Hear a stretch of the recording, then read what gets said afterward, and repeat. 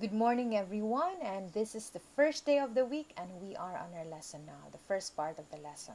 And the lesson for today is about management prerogative. Actually, the first part is talking about the nature and limitations of management prerogative. Now, in the second part, we will be dealing with specific jurisprudence on management prerogative. And before we formally begin with our lesson for today, I would like to thank again those who liked and followed our Facebook page and also subscribe to our YouTube channel. And also, I want to encourage everyone to subscribe our YouTube channel, especially if you don't like so much of the Facebook, because you have the tendency to scroll down all the feeds, and in YouTube you will have better navigation. And as I announced in last Saturday, that in our bar guide, or during our bar guide, we are the team is now preparing for our website, and there I assure you that you will have better navigation and user experience,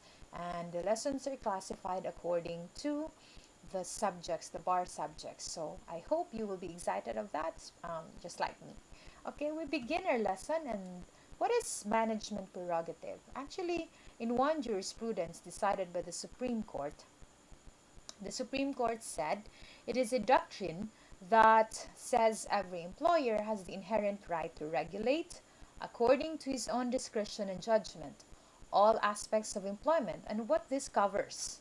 It includes hiring, number two, work experience, number three, working methods, four, the time and place and manner of work, five, work supervision, six, the transfer of employees, seven, layoff of workers, and eight, discipline, dismissal, and recall of employees. Now you have to remember these aspects, especially if you are an employer who is watching or listening to our video lesson today. So remember these eight aspects. And the most important thing is that the right of the employer is not absolute, because you have these limitations.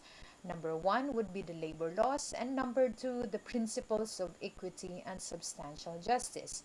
We have the labor code, we have the constitution, and also special legislation or special laws dealing with the benefits and privileges of employees. And one good example would be your paternity and maternity leave law, and also the Kasambahay Act. So you have to remember, aside from that, we have the minimum wage law, and that in although the management has the right to terminate an employee, the causes and procedure of termination must conform to the Labor Code of the Philippines. And also, as an example, I can cite um, example of good faith.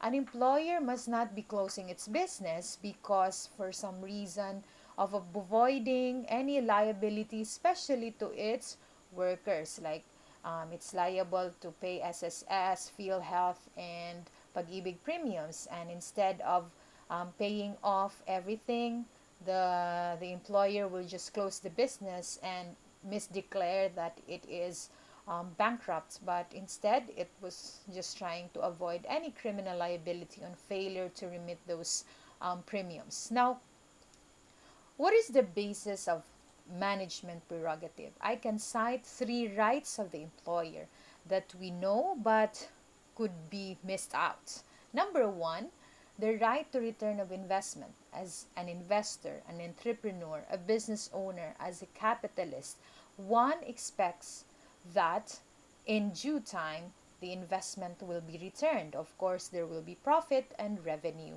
to speak of. And also the employer's right to control and manage its business or enterprise effectively. So we have to take note that this aspect is beyond state control, except in the exercise of the rights or the procedure, because there are limitations again as prescribed by our labor laws and the general principles of law and social justice or substantial justice. Now also the employer's right. Of course, the employer is giving money as wages or salaries for the employees. So the employee is expected to perform his job well, adequate work, diligence, and also good faith, or like conduct and good conduct and loyalty. Of course, the employer would be upset, or would feel bad if the employee, I mean, is being disloyal, or selling some confidential matters given or to competitors. So this is really, really not also good on the part of the business. Now, as an employer, you have to remember, or even if you're an employee, you have to remember these points. One, there is the general principle of law to discourage interference with an employer's judgment in the conduct of business. So long as there are no rights being violated, there are no laws being violated, and even the basic law of good faith is not violated, then management prerogative must prevail. And also, having this management prerogative as a right does not mean you can absolutely exercise it without any limitations. Again, the manner of exercising such right is regulated by our labor laws, the Constitution, special laws on social legislation. So you have to remember.